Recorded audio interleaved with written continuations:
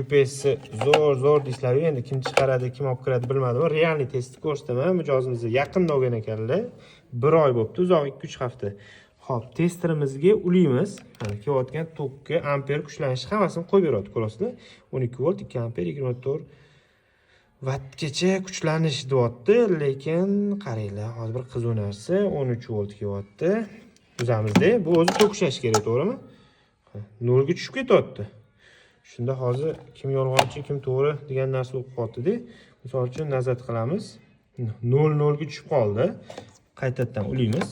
Qaranglar, yondi, chiroqlarni atilab ochib qo'yganman.